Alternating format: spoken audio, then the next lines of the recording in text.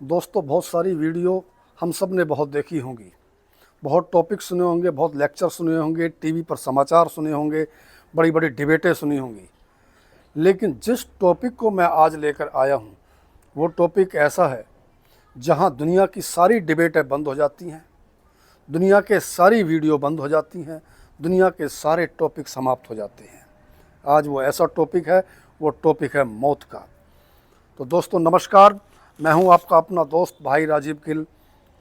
जैसा हम सब जानते हैं, टॉपिक मौत एक ऐसा विषय है जिसको सुनकर सब के अंदर घबराहट हो जाती है।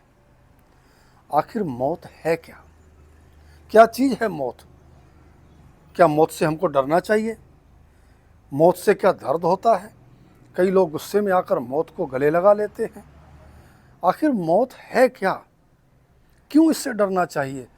क्या इससे बचा जा सकता है? ये कई बार हम कहानियाँ सुनते हैं, कई बार हम महात्मा बुद्ध की कहानी सुनते हैं। जब छोटे से बच्चे थे तो किसी को अर्थी पर जाते हुए देखा था तो उनको लगा ऐसा कि उन्होंने साथियों से पूछा कि ये कौन है। वो कहते हैं कि ये अर्थी जा रही है, ये मर गया। वो कहते हैं कि क्या मुझे भी मरना पड़ेगा? तो ये मरने का नाम सुनकर उनके अंदर बैराग हो गया। लेकिन ये आखिर मरना है क्या? ये मौत है क्या? कई यहाँ हिंदुस्तान के अंदर कई संत मत के प्रचारक हैं, कई आध्यात्मिक संस्थाएं हैं। कोई जीने की कला सिखाते हैं, वो कहते हैं जी आर्ट ऑफ लिविंग है। कोई सिखाता है कि आर्ट ऑफ डाइंग है। तो ये जो कला है, ये आर्ट ऑफ डाइंग है जो हम आज विषय लेकर आए हैं। आखिर मरना है क्या? क्या चीज़ है मरना? मौत है क्या? देखो, कोई कहते हैं, कई बार तो कहता है कि जी किसी को कुछ बात हो जाए कि यार ये तो भाई मैं तो इस बच्चे ने जीते जी मार दिया, उसको कहते हैं मानसिक रूप से मर जाना, आत्मिक मौत हो जाना। ये कई तरीके की बातें हम आम तौर से करते हैं। लेकिन मौत, जब प्राण इस शरीर से निकलते हैं तो क्या होता है? कितना दर्द होता है, कितनी पीड़ा होती है, ये सोचकर भी हमारा हृदय कांप उठता है। कितनी पीड़ा होती है हमें पता ही नहीं। क्या इंजेक्शन के बराबर होती है? क्या मच्छर काट ले इसके बराबर होती है? क्या ततैया काट ले इसके बराबर होती है? और किसके बराबर होती है? हमें पता ही नहीं ना, तो हम कैसे पता करें? तो आइए संत सहजो बाई जी से पूछते हैं कि आखिर मौत के वक्त पीड़ा कितनी होती है। तो संत सहजो बाई जी क्या कहती हैं? सहजो मृत्यु के समय पीड़ा होत अपार, बिच्छू 1000 सम, डंक लगे एक साथ। अब हम कल्पना कर सकते हैं कि कितना भारी दर्द मौत के समय होता है। एक दो ततैये काटने का नहीं, एक दो मच्छर काटने का नहीं, एक दो इंजेक्शन का दर्द नहीं, 1000 बिच्छू एक साथ डंक लग जाए। कहते हैं सबसे ज़्यादा दर्द जो काटने का किसी को होता है तो वो बिच्छू का होता है। और बिच्छू भी एक दो नहीं, 1000 बिच्छू जो एक साथ डंक मारे, इतनी भारी पीड़ा उस वक्त होती है मौत की। क्या उस वक्त को भूल गए? एक महात्मा ने कहा था कि मौत से डरत रहो दिन रात, कि जिस वक्त वो पीड़ा होगी उससे डरो, जिस वक्त हमारे प्राण निकलेंगे। क्यों पीड़ा होती है? आखिर वजह क्या है? क्यों महात्मा लोग ये कहते हैं कि भाई इस मौत को याद रखो, एक दिन हमको जाना है, एक दिन हमको जाना है। कितनी पीड़ा झेल कर जाना है? क्यों पीड़ा होती है? क्या कोई ऐसा उपाय भी है जो इस पीड़ा से, इस असहनीय दर्द से, इस घोर व्यथा से बचा जा सकता है? इस मौत जैसी चीज़ का जिसको नाम सुनकर भी हमारा हृदय कांप उठता है, क्या इससे कभी कोई ऐसा है जो बच सका है? क्या हम इससे बच सकते हैं? ये कई सवाल हमारे अंदर रौंदते हैं, हमें खुंदते हैं हमारे मन के अंदर। तो क्या इसका उपाय है बचने का, मौत का? मौत दर्द क्यों करती है? क्योंकि देखो, एक अगर किसी का कपड़ा, कोई साड़ी कपड़ा, कोई किसी बेरी के पेड़ पर, कांटे के पेड़ पर अगर फंस जाए, अगर उसको इस तरीके से खींचा जाए तो सारा फट जाता है कपड़ा। वो अगर उसके कांटों को एक एक दो दो करके निकालते हैं तो वो आराम से हम निकाल सकते हैं और दर्द भी नहीं हो सकता। उसी प्रकार का दर्द मौत का होता है।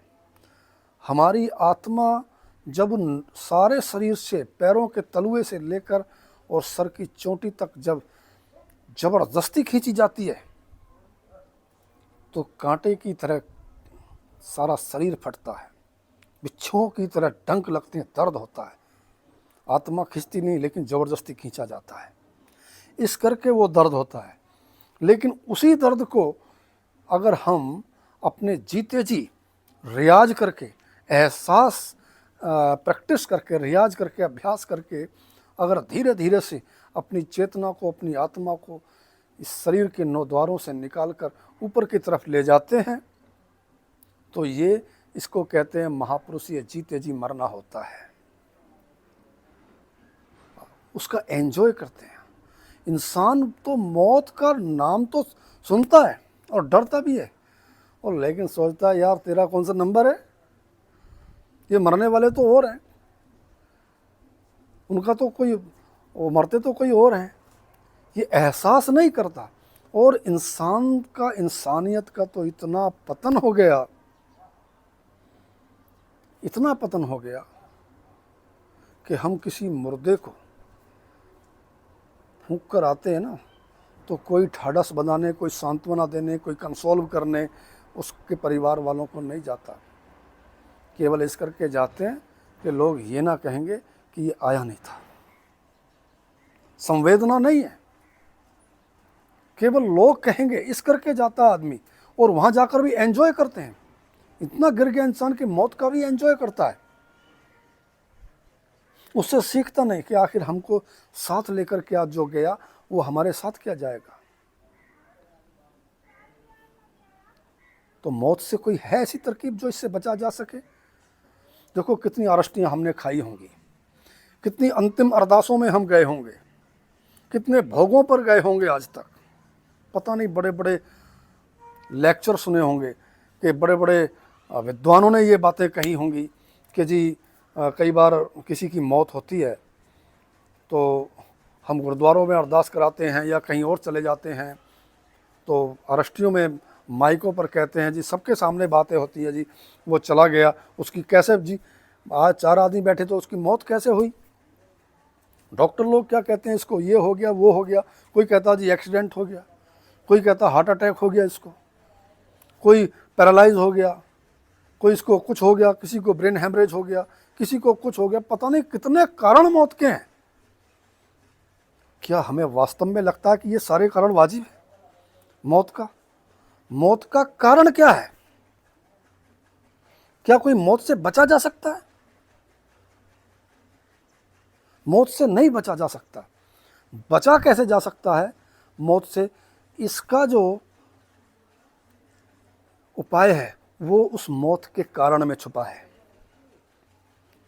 कि आखिर मौत का सबसे बड़ा कारण है क्या? मौत का सबसे बड़ा कारण accident, heart attack, brain haemorrhage या और चीज़ें नहीं हैं। मौत का सबसे बड़ा कारण होता है जन्म। ये बात शायद ही आपने कभी सुनी होगी, क्योंकि मौत का सबसे बड़ा कारण जन्म है। अगर जन्म ही ना हो तो मौत नहीं हो सकती। मौत हमारे बस में नहीं है, लेकिन जन्म जरूर हमारे बस में है।